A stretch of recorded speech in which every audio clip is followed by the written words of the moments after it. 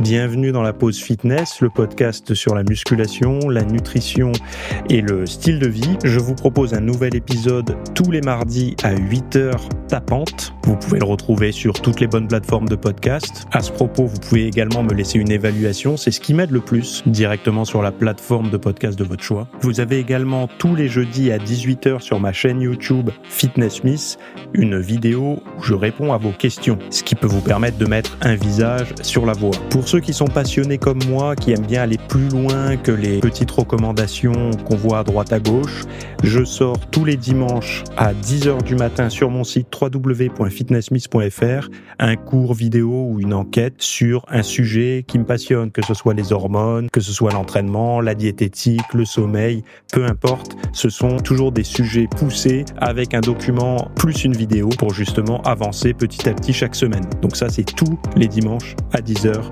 sur mon site www.fitnessmiss.fr. Pour ceux qui veulent avoir des programmes ou de la documentation numérique, que ce soit un programme masse, un programme sèche, un programme énergie, j'ai plein de rubriques sur mon site, donc vous pouvez voir le lien directement dans le podcast à la rubrique boutique. Donc c'est tous mes programmes et vous avez justement accès à tout ce que je propose au format numérique. Assez parlé, place au podcast.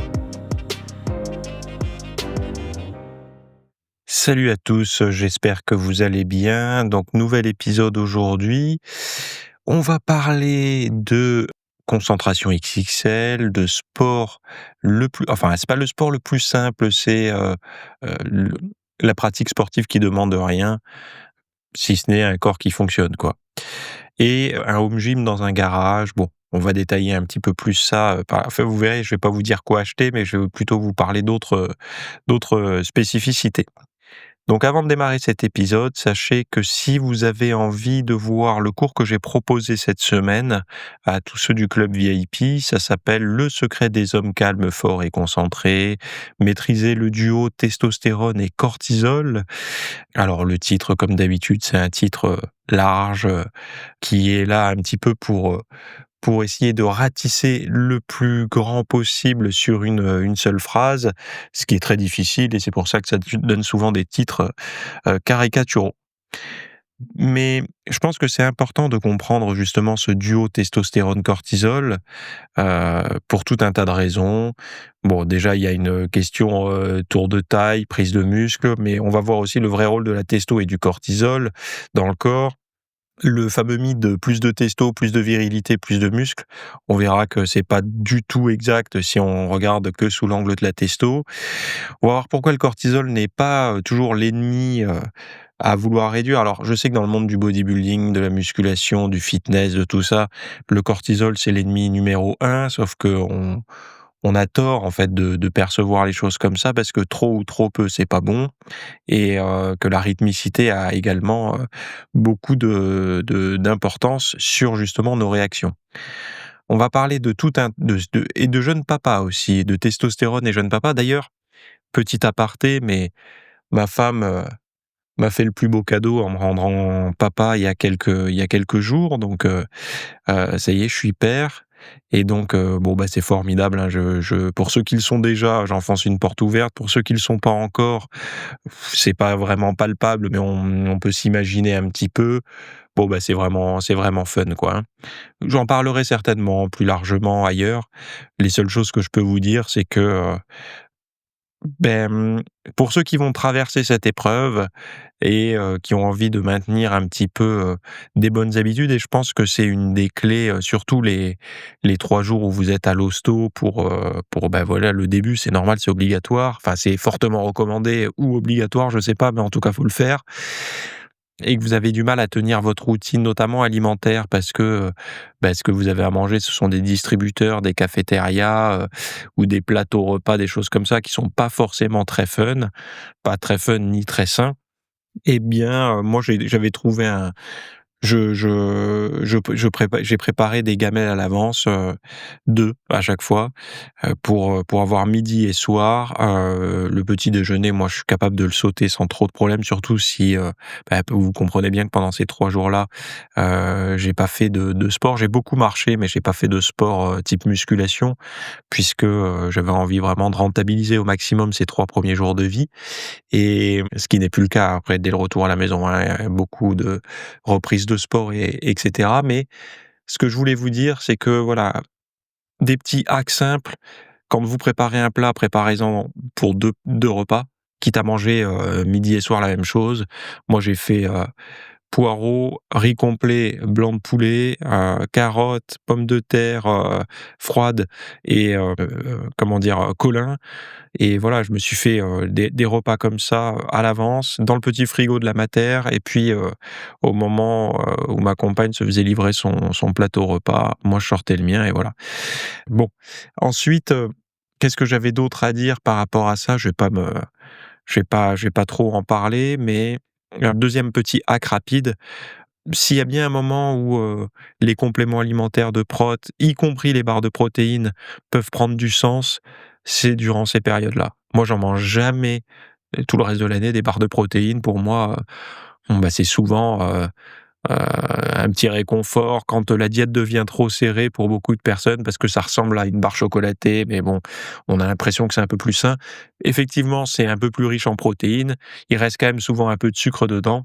C'est surtout pour se donner bonne conscience, hein, mais c'est mieux que, Mars, Snickers, Kit Kat, Kinder et tous ces trucs des distributeurs. Donc moi, j'avais acheté un stock de barres de prot et notamment pour les tout premiers, moments, les toutes premières heures après l'arrivée à la mater, ça peut bien donner le change. Donc voilà. Voilà comment moi j'ai tenu, diète et routine, pour rester dans les clous. Et pourquoi je fais ça? Parce que c'est pour pas, payer, 2 fois le prix, la facture du sur la récupération et cetera, parce que enfin, le manque de sommeil et en fait, il nous est imposé. C'est pas on n'a pas le choix ou quoi, c'est une forme d'imposition entre les visites régulières et puis enfin, vous connaissez, vous savez tout ce qui se passe. Donc forcément, j'ai essayé de maximiser sur tout ce que je pouvais contrôler pour, que la récupération soit au top pour ma compagne et pour moi, quoi. Voilà. Donc ceci étant dit, et la testostérone et les jeunes papas, vous comprendrez aussi pourquoi, parce que vous savez, déjà un petit truc rapide, mais que moi j'ai entendu nulle part, et en fait en faisant la documentation pour préparer ce cours justement sur testo-cortisol, je me suis rendu compte d'une chose, c'est que, ce qu'on appelle la couvade chez les hommes, vous savez, le fait de prendre du poids durant la grossesse, on dit: «Il prend du bide comme sa femme», c'est une couvade.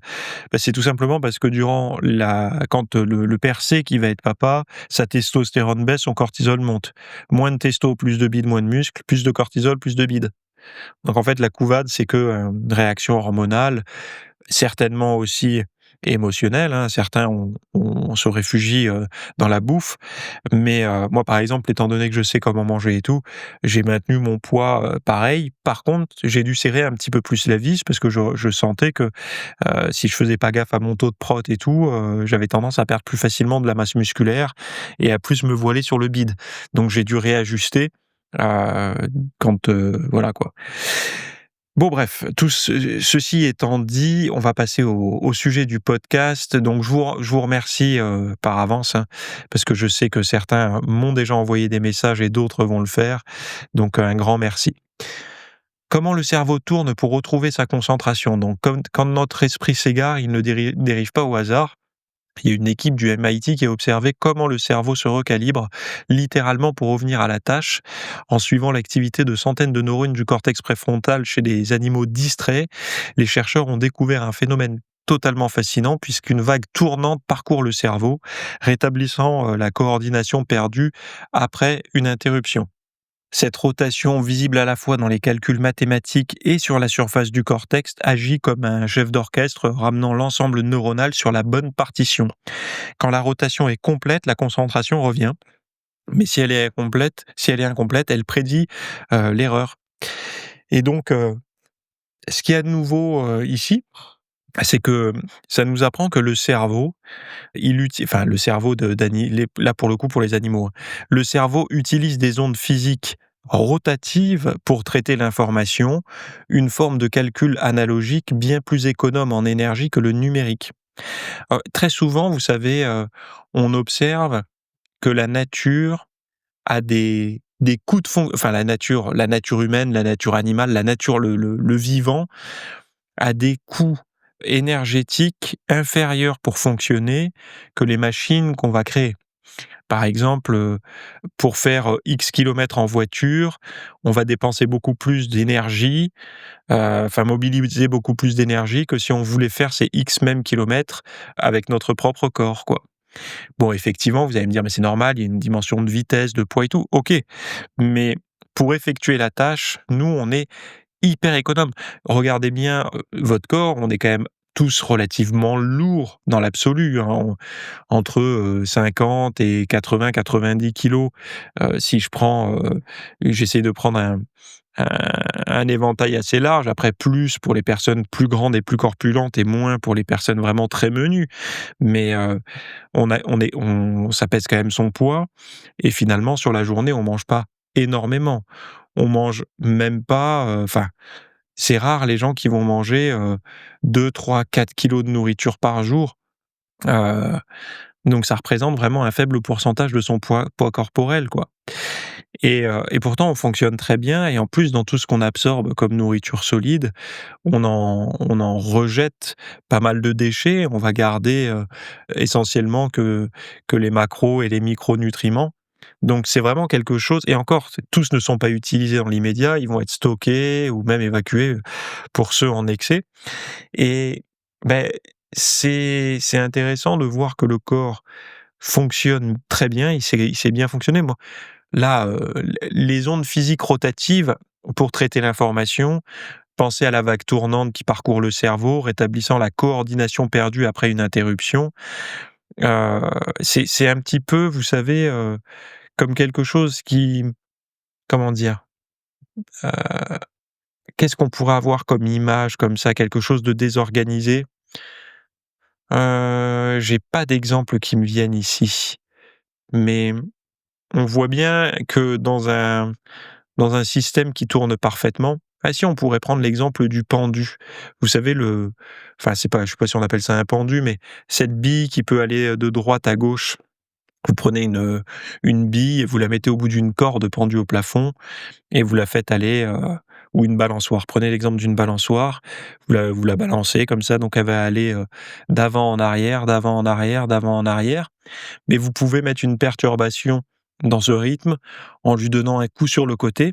Du coup, elle va aller d'avant en arrière, mais faire un arc de cercle, et puis au bout d'un certain moment, ça va se réguler, elle va aller de nouveau d'avant en arrière.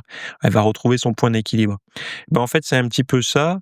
Le cerveau, en fait, a besoin de se recalibrer quand, pour revenir à une tâche, quand, par exemple, vous êtes concentré, je sais pas, vous faites la liste de courses pour, partir en vacances, ou vous êtes en train de travailler sur un projet qui vous gonfle un peu, mais vous avez besoin de vous concentrer à fond, et là, à ce moment-là, votre gosse, votre femme, votre mari, ou le téléphone se met à vous distraire, vous êtes rendu compte que vous avez besoin d'un temps pour vous y remettre.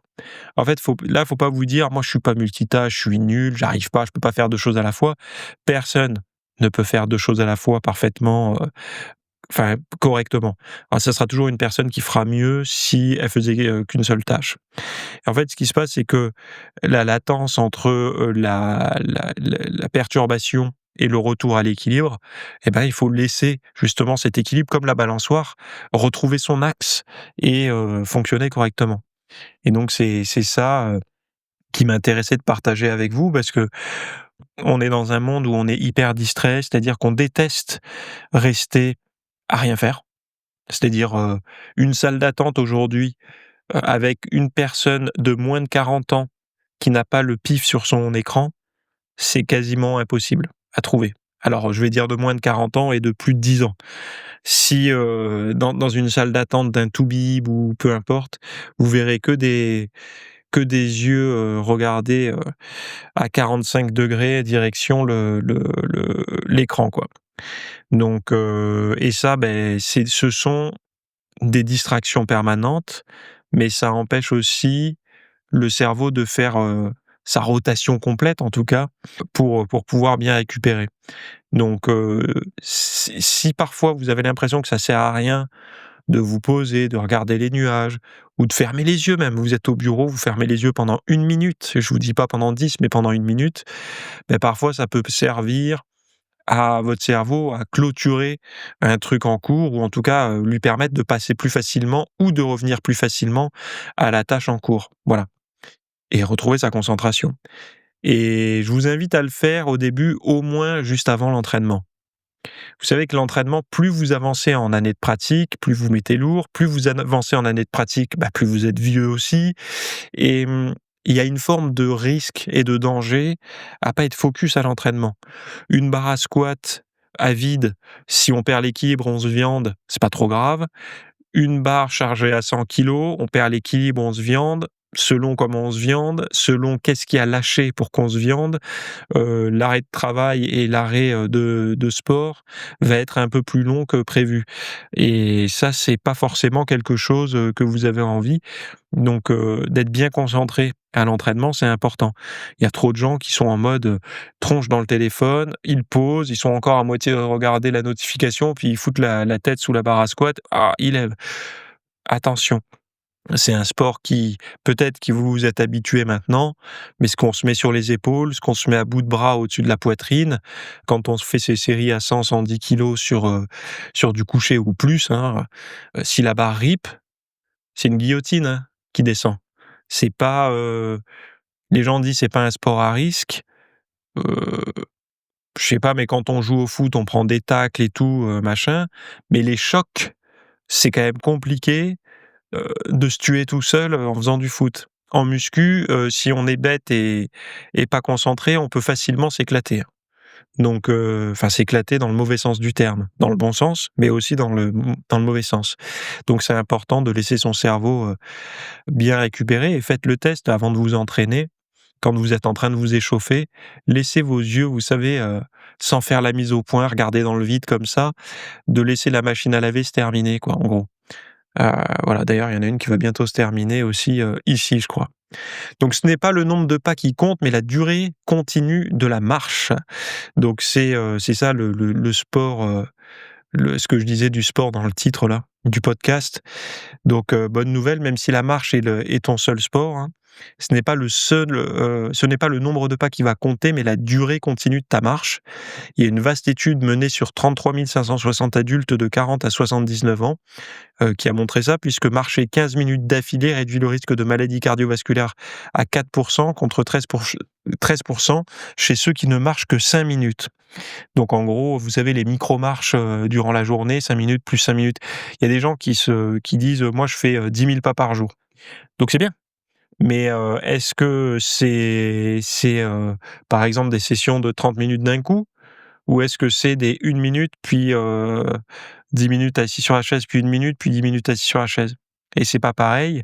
Si on veut vraiment rentrer dans une dimension légèrement sportive, il faut qu'il y ait une dimension de continu dans la pratique. Alors je sais que la marche n'est pas forcément du sport, c'est une façon de se déplacer, c'est une activité physique ou quoi, mais ça peut être aussi un sport, hein, la marche nordique, la rando et tout, ça peut être considéré comme un sport.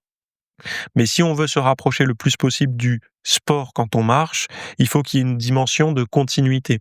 C'est pour ça que regarder son nombre de pas quotidiens, ça veut plus ou moins rien dire. Regardez plutôt les phases de marche ininterrompues que vous avez eues. Donc par exemple, marcher 15 minutes d'affilée, comme ils disent, ça peut être intéressant et par exemple, 2 marches quoti au lieu de faire, de pas chercher, je sais qu'il y a des gens qui veulent faire absolument plein de petites pauses pour aller marcher. C'est très bien, hein, je suis pas en train de dire que c'est nul et tout, mais là, je parle dans une dimension de sport, enfin de sport, d'activité physique. L'idéal serait plutôt de faire, par exemple, 15 minutes le matin, 15 minutes le soir, les promenades, avec le chien ou quoi que vous avez, profitez-en pour faire une marche. Peut-être que vous ferez moins de pas que d'habitude, dans l'absolu sur la journée en faisant ça, mais ces 2 fois 15 minutes, essayez de les rendre légèrement, sportifs. Puisque c'est ça qui compte le plus et c'est en ça justement que vous verrez, hein, que enfin, à mon sens, le nombre de pas, c'est bien parce que ça donne un chiffre, ça donne de l'aide et puis ça il y a beaucoup de personnes qui n'arrivaient pas à faire du cardio et le fait d'avoir un nombre de pas, il y a une espèce de phénomène de mode autour des 10, 12, 15 000 pas par jour. Ça les motive. Ils ont aussi, ils ont envie eux aussi de poster l'écran de leur montre ou autre avec une bonne qualité de sommeil et beaucoup de pas effectués. On y reviendra, montez sur votre tapis de marche si vous voulez. Moi, j'en ai un sous mon bureau. Vous montez sur votre tapis de marche ou pour faire du cardio, hein. Vous pouvez faire du cardio, du vélo, autre chose. Vous n'êtes pas obligé de marcher toute la journée et ne culpabilisez pas de ne pas pouvoir le faire. Si vous faites déjà votre muscu, votre renfo, si vous arrivez à faire votre cardio, enfin voilà. Mais n'oubliez pas la dimension continue. Pour rompre la sédentarité, c'est de l'activité physique ponctuelle. C'est-à-dire que faut pas rester assis trop longtemps sur sa chaise, faut avoir un bureau debout. Si on veut intensifier, on se met sur une jambe, on fait des extensions de mollets. Moi, c'est ce que je fais régulièrement quand je suis en train de bosser. En plus, ça participe au retour veineux. C'est pas mal pour l'énergie, et cetera. Puis renvoyer du sang vers le haut. Mais ça, c'est pour casser la sédentarité, c'est-à-dire rompre les méfaits de la position assise. Mais ça veut pas dire que c'est l'idéal, tout ça veut pas dire qu'on peut pas encore upgrader. Quelqu'un qui travaille debout n'est pas ça l'empêche pas d'aller marcher, puisque la marche n'a pas qu'une dimension, musculaire. Il y a le fait de prendre la lumière, il y a le fait de s'aérer, il y a le fait de couper aussi, psychologiquement avec ce qu'on est en train de faire et tout ça, ça peut aider, quoi. Bon bref, mise en marche d'un programme d'exercice pour troubles respiratoires du sommeil. Alors, ça, je l'ai mis de côté, je vous invite à aller le voir, si ça peut intéresser certaines personnes, mais c'est un programme qui montre que si on fait un échauffement, de la marche, du circuit training, retour au calme, et cetera, pour les patients qui ont des troubles respiratoires, notamment liés au sommeil, ça montre, des comment dire? Des effets positifs. Donc bon voilà, ça reste à tester sur un plus large éventail et cetera, mais c'est une étude qui avait été publiée dans Journal of Functional Morphology and Kinesiology et beh, c'est comment dire? Tous les troubles respiratoires liés du sommeil, ils sont quand même, aujourd'hui apnée du sommeil et tout, mais c'est quelque chose qui intéresse beaucoup parce qu'on voit enfin nous on le sait dans le monde du fitness, vous le savez depuis longtemps aussi, mais le sommeil, c'est vraiment quelque chose qu'on peut pas négliger. C'est-à-dire que il y a des gens, ils essayent d'avoir toutes les méthodes, la diète parfaite, le sport parfait, méditer et tout.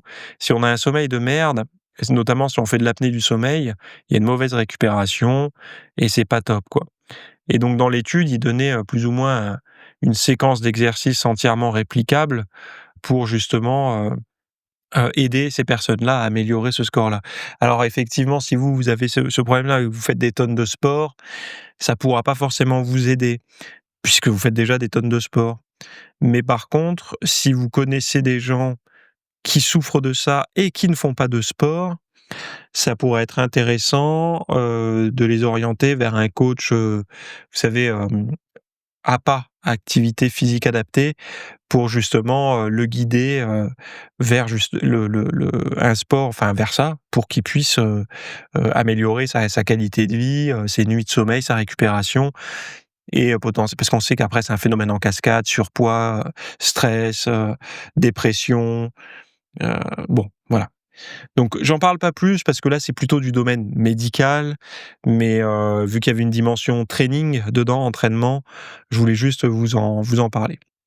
Alors, là, c'est un article que j'ai trouvé sur, un site américain, Lifestyle, et cetera. Vous avez les liens, hein, donc c'est en anglais dans la description de l'épisode. C'est 15 objets à virer de ton garage sans remords si tu veux en faire un home gym. Donc en fait, dans l'article, il dit qu'avec le temps, les garages deviennent des musées de notre vie passée, un mélange de projets jamais finis, de souvenirs encombrants et de matériel au cas où. Et donc dans l'article, il rappelle qu'un garage n'est ni une décharge, ni une capsule temporelle, mais un espace à reconquérir. et l'auteur, il dresse la liste des pires coupables. Donc les pires, c'est par exemple les vieux pots de peinture, périmés, secs et tout, d'ailleurs ça peut être un peu toxique. Les outils qui sont cassés, vous savez, on a toujours, cette lame de scie pétée en 2 ou des forêts cassées ou, comment dire? Une pince multiprise qui multiprise plus parce que le pas de vis, enfin l'espèce la mâchoire crantée, elle est complètement foirée. Matériel de sport complètement oublié où on n'en fait plus, meubles, des vieux meubles, qui sont dans la famille et qu'on nous a filés parce qu'il faut que ça reste dans la famille, mais qu'on n'ose pas se débarrasser. Des pneus usés. Alors là, c'est les pneus usés, on ne sait pas pourquoi, mais il y en a toujours. Une vieille batterie, des appareils hors d'âge. Bon bref, et puis même les vous savez, les bidons d'huile, alors déjà, faites un tour de tous les trucs comme ça, tout ce que je viens de citer, les vieux pots de peinture, des rouleaux. Vous savez que des rouleaux de peinture avec la peinture sèche dessus, on peut plus s'en servir. Commencez par les grosses pièces. Les grosses pièces, ça veut dire les choses qui vont rapidement dégager de l'espace parce que justement, ça va vous permettre d'y voir clair. Mais il faut pas hésiter. Par exemple, des pneus, ça prend une place monstre, s'ils sont usés, ils sont usés, quoi. C'est pareil, si vous avez des vélos, vous vous en servez jamais et tout, moi ce que je vous recommande de faire, mettez des crochets au mur pour et plus haut le plus haut sera le mieux, surtout si vous en servez assez peu, enfin pas trop non plus, vous puissiez les attraper, hein. Ensuite, graissez la chaîne, faites bien tourner tout ça, graissez la chaîne, gonflez les pneus, et enlevez dépoussiérez-le, enfin vous les lavez, en gros, avant de les accrocher, vous graissez les chaînes, des railleurs chaînes et vous les pendez. Si vous avez un extérieur uniquement et pas de garage, bah, vous pouvez, acheter des bâches anti-UV pour les vélos. Pensez bien à la dimension anti-UV, et bien étanche. Il en existe des gros aujourd'hui, vous pouvez mettre, 3-4 vélos d'un coup, et bien bâchés. Ça leur évite justement après de les avoir lavés et graissés, qui s'abîment et qui prennent le soleil surtout. Bon voilà, et puis, surtout, ensuite dès que vous allez voir clair, alors ça moi c'est les rangements comme ça, c'est toujours un peu compliqué de s'y mettre, mais le fait de visualiser, déjà de virer tout ce qui est périmé. Si vous avez un bidon d'huile de bagnole, mais par contre la bagnole, vous avez plus d'huile, pour moteur diesel depuis, enfin vous avez de l'huile de moteur diesel, mais vous avez des essences depuis un certain temps, ça sert à rien de les garder. Surtout que s'il y a une date de péremption à ça aussi. Bon bref, vous avez compris. Au lieu de vous dire quoi acheter, le mieux c'est déjà de vous définir la place.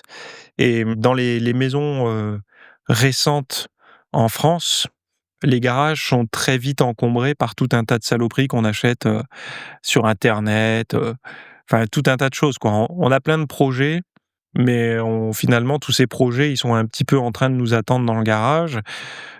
Aujourd'hui, on a la chance d'avoir, Marketplace, Vinted, Le Bon Coin. Si on fait bien le ménage de tout ce qu'on a, des outils dont parfois on ne sert pas, ou des choses tout simplement, hein, des vêtements, des trucs qu'on a mis, de côté pour plus tard ou au cas où.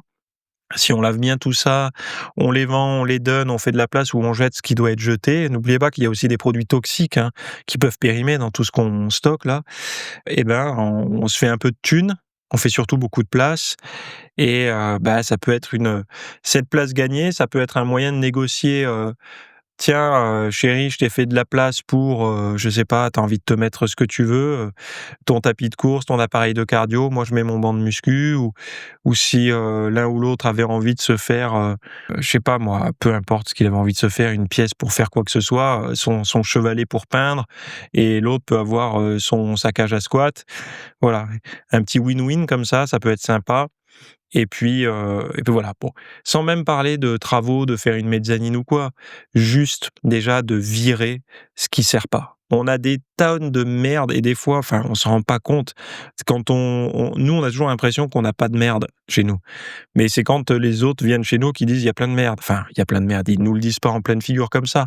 Mais quand vous allez chez les autres, vous vous rendez compte dans leur garage, vous dites mais il y a un merdier là-dedans. Pour eux, c'est pas le merdier, ils savent ce que c'est, mais c'est un merdier, où on n'a pas envie de s'entraîner, quoi.